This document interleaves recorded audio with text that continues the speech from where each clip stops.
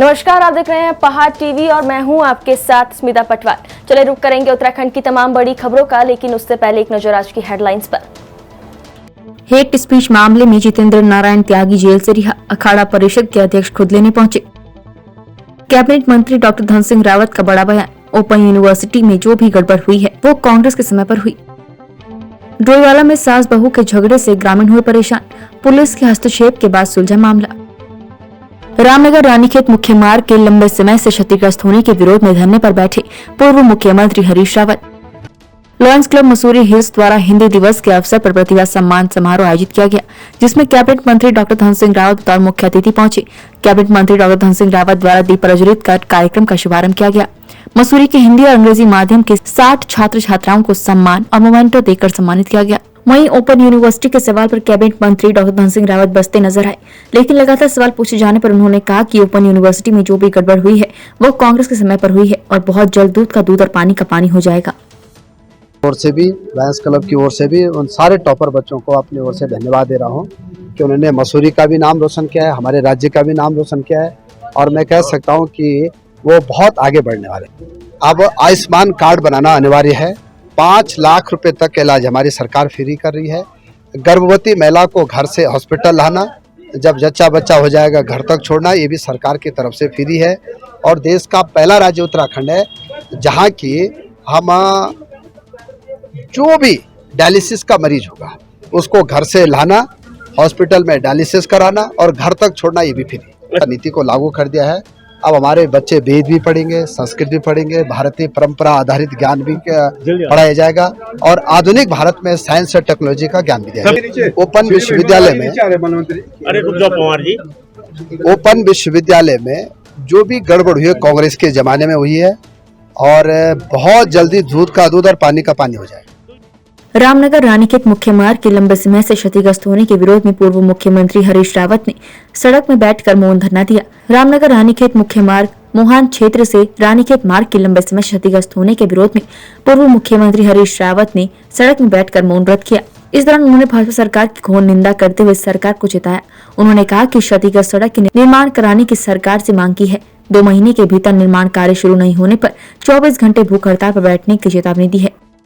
हमारा मौन व्रत है और अभी मैंने उसे तोड़ा है और जो गड्ढे हैं वो आप सब देख रहे हैं और इससे और आगे जाइए तो बुरी हालत है, क्योंकि यहाँ से बीताल घाट की सड़क की भी बुरी हालत है, इसलिए हमने इस एरिया को छांटा। अभी आपको मेरिया की तरफ को जाइए और बुरी हालत है। नीचे धनगढ़ी के पास में चले जाइए, पता नहीं सारी दुनिया भर के पुल बन रहे हैं, वो भी नहीं बन रहा है। तो ये सड़क निरंतर उपेक्षा की शिकार है।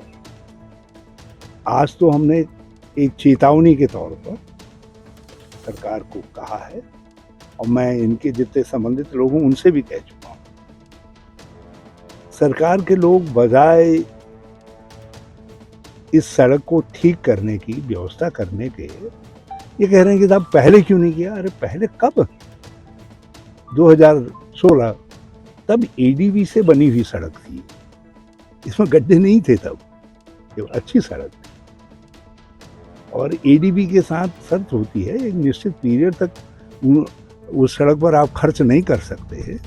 तो हमने ये सोच करके कि आगे आने वाले दिनों में इस सड़क का चौड़ीकरण होगा, नितिन गडकरी जी से इस सड़क की सैद्धांतिक स्वीकृति करवाई थी राष्ट्रीय राजमार्ग के रूप में। ये सबसे पुराना मार्ग है।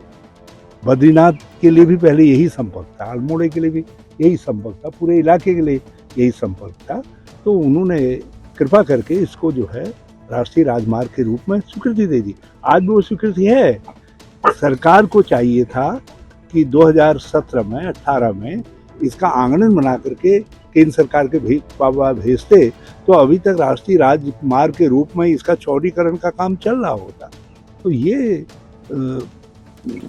उल्टे आर्गुमेंट दे रहे हैं और मैंने तय किया है यदि इसमें अगले 1-2 महीने में ये कोई कार्रवाई नहीं करते हैं और इसको सड़क को ठीक नहीं करते हैं तो फिर हम मोहान में बैठेंगे, 24 घंटा उपवास करेंगे। फिर एक इसी का मामला नहीं है, इनके मैं राष्ट्रीय राजमार्गों की भी पोल खोलूँगा। जिस तरीके से हमने मरचूला भिकियासैन मोटर मार्ग क्या हालत है उसकी भी करेंगे, बेताल घाट की भी करेंगे। फिर तो यहाँ के सारे सड़कों का मामला आएगा। इसलिए मैं सावधान करना चाहता हूँ। यहाँ ये सबसे सौभाग्यशाली इलाका है क्योंकि यहाँ ये धर्म संसद हेट स्पीच मामले में हरिद्वार जिला कारागार में बंद जितेंद्र नारायण त्यागी उर्फ वसीम रिजवी को अंतरिम जमानत पर रिहा कर दिया गया है। इस दौरान उन्हें जिला कारागार से लेने अखाड़ा परिषद अध्यक्ष महेंद्र रविंद्रपुरी पहुंचे थे। आपको बता दें कि सुप्रीम कोर्ट के न्यायमूर्ति अजय रस्तोगी और न्यायमूर्ति बीवी नागरथ की पीठ ने जितेंद्र नारायण सिंह त्यागी उर्फ वसीम रिजवी को धर्म संसद हेट स्पीच मामले में जमानत दे दी है। उन पर 17 से 19 दिसंबर 2021 के बीच हरिद्वार में आयोजित धर्म संसद कार्यक्रम में हेट स्पीच देने का आरोप है। मैं लगभग 7-8 महीने हुए जब मैं सनातन परिवार में आया। मैं इस्लाम में हुआ करता था और आप सबके पूजनीय हमारे महाराज कृपा से जो आशीर्वाद उनको आप लोगों से मिला, जो प्रेम मिला, महादेव की कृपा से। और मैं ये कहूँगा कि धर्म संसद के मामले में मुझको 4 महीने जेल में रहना पड़ा हरिद्वार में। उसके बाद फिर मैं 12 दिन तक अभी जेल में रहा। मैं समझता हूँ कि मैंने कोई अपराध नहीं किया था। मैंने इससे पहले भी कहा था कि बहुत से ऐसे सनातनी हैं कि उन अपराधों को वो जो अपराध मैंने किए ही नहीं उसकी भी उनको सजा भोगनी पड़ती है। तो मैं समझता हूँ मैंने कोई अपराध नहीं किया था, लेकिन मैं इसको अपना एक खुशकिस्मती समझता हूँ कि देवभूमि में जेल में ही सही आप लोगों का प्रेम मिला। बहुत बहुत हरिद्वार में कच्ची शराब पीने से हुई मौतों के मामले में जिलाधिकारी विनय शंकर पांडे ने आखिरकार अब माना है कि फुलगढ़ गांव में हुई मौतें शराब पीने से हुई हैं। शराब कांड के बाद पहली बार मीडिया के सामने आए हरिद्वार के जिलाधिकारी ने अपने बयान पर सफाई देते हुए कहा कि उन्होंने प्रथम दृष्टया शराब से मौतें नहीं होने की बात कही थी। 4 दिनों में मौत के आंकड़े बनने के बाद स्थिति बदली है। मैं आपको फिर बताऊंगा। देखिए, जो मैंने बयान दिया था और जिसको कि काफ़ी तोड़ मरोड़ के भी प्रस्तुत किया गया, आप मेरे उस स्टेटमेंट को उठा के पढ़िए।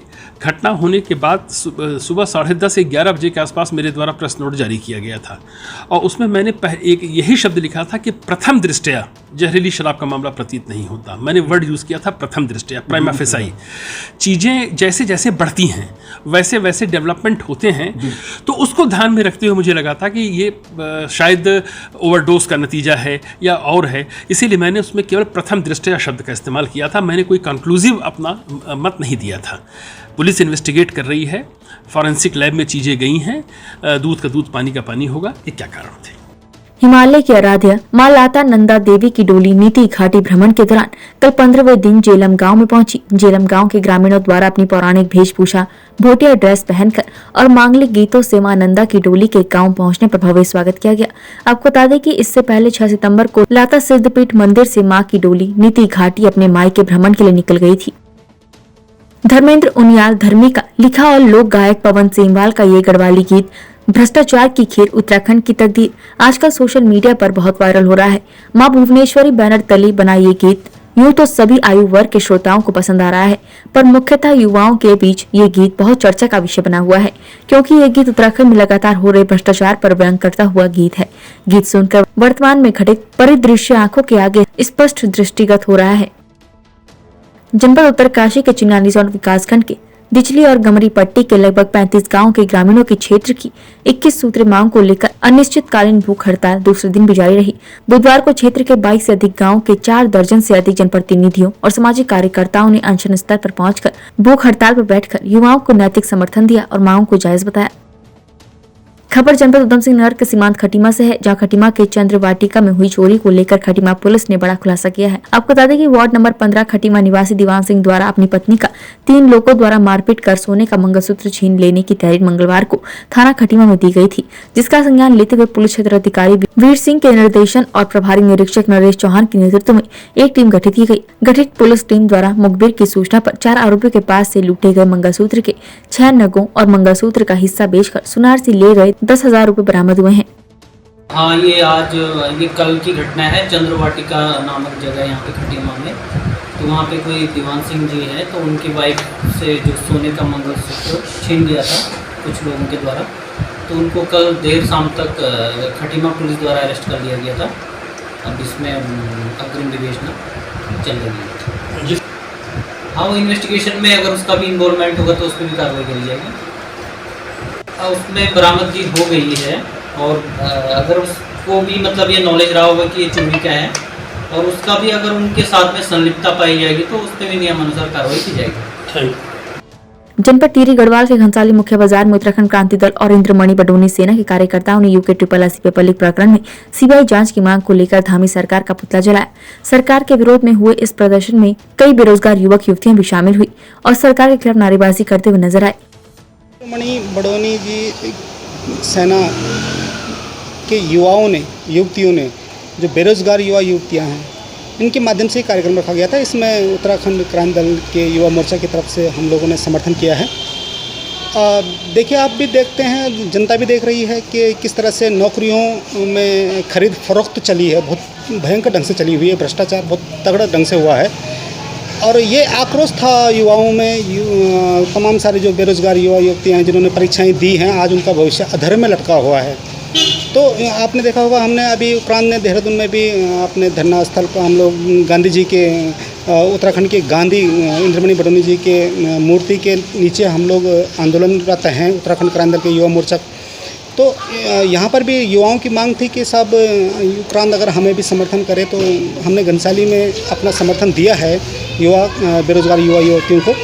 तो इसी उपलक्ष्य में हमने कहा सीबीआई जांच की जो हमारी मांग है उत्तराखंड क्रांति दल की और तमाम सारे युवा युवतियों की, तो इसी पे हम लोगों ने समर्थन कर दिया। जवान आप देख रहे हैं ना, अरविंद पांडे द्वारा बिहारियों को, धन सिंह रावत जी के द्वारा उत्तराखंड के, तो वस्तुस्थिति नौजवानों के सामने है। और ये दलाली प्रथा उत्तराखंड के अंदर समाप्त हो जानी चाहिए।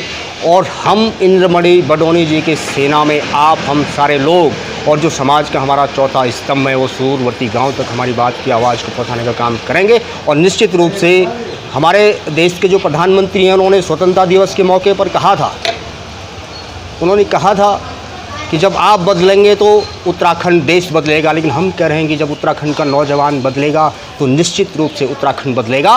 और वो जो 42 शहादतें रामपुर तिहारा कांड में जिन लोगों के साथ अत्याचार हुआ है, उनकी आत्मा को शांति मिलेगी। और इंद्रमणि बडोनी सेना इस काम को निश्चित रूप से करेगी। इन्हीं शब्दों के साथ मैं इस बात को कहना चाहता हूँ। इको विकास समिति कुनाव और राज्य टाइगर रिजर्व की पहल से टाइगर रिजर्व क्षेत्र के सीमावर्ती ग्राम वासियों की आजीविका सुधारने के लिए 3 दिवसीय मशरूम उत्पादन प्रशिक्षण कार्यक्रम शुरू किया गया। बुधवार को आयोजित कार्यक्रम का शुभारंभ राज्य टाइगर रिजर्व के निदेशक डॉक्टर साकेत बडोला द्वारा किया गया। लगता है कि अगर आप ग्राम वालों को, ग्रामीणों को उनके गाँव में कुछ ऐसी रोजगार की सुविधा दे दें जिससे कि उनका कुछ आजीविका में सुधार हो सके, जो कर रहे हैं उसमें कुछ उनको और पैसे उनकी प्राप्ति हो सके, तो हमेशा गांव वाले अपने गांव में ही रहना चाहेंगे या अपने जो वन है उनके पास रहना चाहेंगे। तो इसका प्रयास हम इसमें कर रहे हैं। साथ में अगर उनकी आजीविका में वृद्धि होती है तो जो उनकी जो वनों पे जो डिपेंडेंसी है, जो उनकी निर्भरता जो वनों पर है, उसमें भी कमी आएगी। और वो अल्टीमेटली पूरे उत्तराखंड के लिए, वनों के लिए और वन्य जीवों के लिए, उन सब के लिए लाभदायक होगा।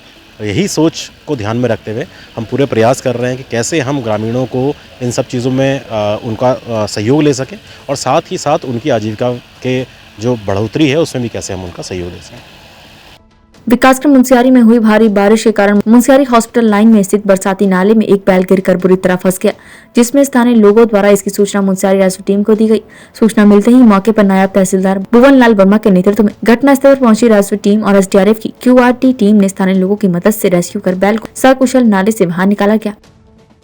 डोईवाला केशवपुरी में सास बहू का झगड़ा मोहल्ले वासियों के लिए सरदर्द बन गया है, तो वहीं कई बार पुलिस के हस्तक्षेप के बाद मामला सुलझा भी है, लेकिन सास बहू द्वारा बहू पर आरोप प्रत्यारोप लगाए जाने से मामला पुलिस के लिए भी सरदर्द बन गया है। मंगलवार की देर रात एक बार फिर बहू द्वारा सास ससुर और पति के साथ मारपीट और गाली गलौज की गई। राजीव नगर निवासी शकुंतला देवी का कहना है कि उनकी बहू द्वारा उनके साथ मारपीट की जाती है, जबकि उन्होंने बेटे और बहू को घर से बेदखल किया हुआ है, पर बहू घर छोड़ने को फिर भी तैयार नहीं है और घर पर रहकर ही गाली गलौज और मारपीट करती है। जबकि शकुंतला देवी के पति बीमार है, जिस कारण वो विवश है। लगती है, इन्होंने मुझे फोन करा था कि बहन यहाँ पे आ जाए, यहाँ पे बहुत परेशानी हो रही है और मेरी बहू ने मुझे बहुत परेशान कर रखा है। तो मैंने बोला दीदी क्या बात होगी, कहने लगी ऐसे ऐसे करके। और मैंने लड़के ने भी बहुत परेशान कर रखा था और बहू ने भी परेशान कर रखा था, मारपीट करती है बहुत ज़्यादा। और क्या कहते हैं, तेरे जीजा को जो है पैरालाइज हो रखा है और ये चल फिर नहीं सकते। मैंने कहा ये तो मुझे पता है कि पैरालाइज हो रखा है। तो एक मैंने कहा चलो मैं आ रही हूँ। जब मैं यहाँ आई, आके यहाँ देखा तो यहाँ पे स्थिति बहुत ही डामाडोल थी। और आने के फिर हमने कहा चलो कोई बात नहीं, परेशान मत हो आप। और बहू जो है ना 2 दिन से जो है मतलब लापता हो रखी थी, मतलब घर छोड़ के जा रखी थी यहाँ से। तो मैंने पूछा, मैंने कहा दीदी बहू कहाँ है? तो कहने लगी वो तो कल से भाग रखी है यहाँ से, पता नहीं किसके साथ गई है, कहाँ गई है ये तो मुझे नहीं पता, कहाँ जा रखी है तो पता नहीं है। तो हमने कहा चलो कोई बात नहीं। तो पुलिस आई क्या कह के गई? पुलिस आई क्या कह के गई? पुलिस आई अभी, पुलिस कुछ नहीं सुन रही है। जो ऐसा इन्हें दीदी ने हमारी कंप्लेंट दे रखी थी थाने में जय जी के नाम से। तो वहाँ गए, वहाँ बुलाया सबको, जाके वहाँ बातचीत हुई वहाँ पे। तो मतलब हमारी सुनी तो है पर इतनी हिसाब से नहीं सुनी जितनी सुननी चाहिए थी इनको। मतलब ज्यादा पक्ष बहू का लिया उन्होंने। ठीक है, मानते हैं कि बहू है वो, पर बहू है तो बहू के तरीके से रहना चाहिए ना उसको। ये थोड़ी ना है कि तू सास ससुर के साथ बदतमीजी कर। अभी की बात है हाल ही की, अभी हम वहीं बैठे हुए थे दीदी के घर में, मैं भी वहीं बैठी हुई थी। उसने क्या कहते हैं पतीला फेंक के मारा जिया जी के, घुमा के, और झाड़ू मारा वहाँ पे। उसने फेंक के, हमारी जिठानी बैठी थी, इनको लगा झाड़ू आके। चाहते तो झगड़ा है, चाहते तो झगड़ा कर सकते थे, पर हम झगड़ा चाहते नहीं है। पहले तो मेरा आदमी बीमार हो गया, उसके बाद हम घर से बाहर निकाल दिए इनने। और फिर उसके बाद मेरा लड़का आता था, ये लड़का घर में नहीं बढ़ने देती थी। 1.5 साल हो गए, घर में नहीं घुसने देती। जाता है तो गाली देती है, बहुत मार पिटाई में दौड़ती है। आप कभी दिखाती है मेरा भाई वो करता था, वो करता था, मेरा भाई इंग्लैंड है। और थाने में पुलिस में पैसे भरता था। हाँ जी करी थी, रिस्पॉन्स नहीं क्या पुलिस वाले बोलते मेरी याद नहीं रखती। मेरे साथ करी मार पिटाई करती, जुत्तों में भिगो के तेरे जुत्ती मुँह पर मारूंगी तेरे। हैं इतनी बदतमीजी करती है। और ये भी मुझे इतना गाली दे रही ना, सामान मेरे ऊपर फेंक कर मारी, जाकर देख लो सामान पड़ा बाहर। और मैं चुपचाप बैठी में, और बेदखल मैंने बहू की वजह से मैंने अपने लड़के को बेदखल कर दिया। रुद्रप्रयाग जिले में एक के बाद एक पीआरडी जवान की नौकरी से छुट्टी की जा रही है, जिसके बाद हड़कंप मचा हुआ है। जिन जवानों को हटाया जा रहा है उसके पीछे उनका ट्रेन न होना बताया जा रहा है। लेकिन बड़ा सवाल ये खड़ा होता है कि जब ये जवान प्रशिक्षित नहीं थे तो इन्हें नौकरी पर लगाया किसने, और अब जब वो कई सालों की सेवा कर चुके हैं तो फिर हटाया क्यों जा रहा है। यानी मामला जाँच का बड़ा विषय बन गया है। आपको बता दें कि पीआरडी विभाग रुद्रप्रयाग ने मौजूदा समय में 80 ऐसे जवानों को चिन्हित किया है जो बिना प्रशिक्षण के नौकरी कर रहे थे, और इनमें से अभी तक 24 जवानों की नौकरी से छुट्टी भी कर दी गई है, जिसके बाद से हड़कंप का माहौल बना हुआ है। अभी वर्तमान समय से जो एक शिकायतकर्ता रहे हैं उनके माध्यम से अवगत कराया गया था कि पूर्व में कुछ व्यक्ति अप्रशिक्षित प्रातिरक्षक दल के माध्यम से योजित कर दिए गए थे विभिन्न विभागों में, जिसकी सूची उन्होंने हमें भी उपलब्ध कराई थी। तो उसके अवलोकन और कार्यालय अभिलेखों से उसका जब मिलान किया गया तो ये परिलक्षित भी हुआ उसमें कि जो वो 80 के करीब जो उनकी संख्या है वो विभाग से प्रशिक्षणधारी नहीं है। तो इस क्रम में मेरे द्वारा फिर उनमें से अब तक 26 ऐसे व्यक्तियों को चिन्हित करते हुए जो सफलता कर दिए गए जो प्रांतीय रक्षक दल विभाग के माध्यम से वर्तमान में प्रशिक्षित नहीं थे।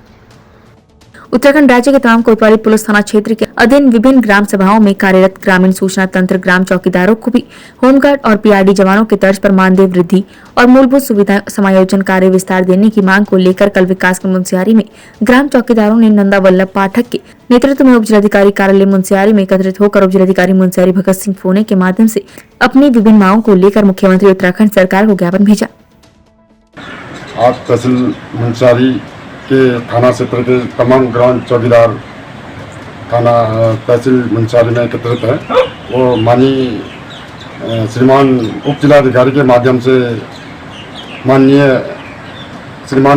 मुख्यमंत्री महोदय को ज्ञापन प्रेषित करेंगे अपनी मूलभूत सुविधाएं के संदर्भ में। जो 2000 रुपये मानदेय जो सरकार द्वारा दिया जा रहा है वर्ष 2004 से नियुक्त हमारी सभी मतलब उत्तराखंड में जो 6000 से ज़्यादा ग्राम चौकीदार हैं और उनको मात्र 2000 रुपया मानदेय दिया जा रहा है, जिनके खर्च चलाने में काफ़ी मतलब जो है इस महंगाई में काफ़ी मतलब जो है परेशानियों का सामना करना पड़ रहा है। सरकार को जो है मानदेय बढ़ाना चाहिए और इनका कार्य विस्तार करना चाहिए। इनमें तमाम जो है मूलभूत सुविधाएं वर्दी है और इनका जो है बीमा किया जाए, इनका परिचय पत्र मिलना चाहिए, इनका जो है समायोजन विस्तार किया जाना चाहिए। आपका नाम? नंदा वल्लभ पाठक। उत्तराखंड की तमाम बड़ी खबरों में फिलहाल इतना ही। बाकी खबरों के लिए देखते रहिए पहाड़ टीवी। नमस्कार।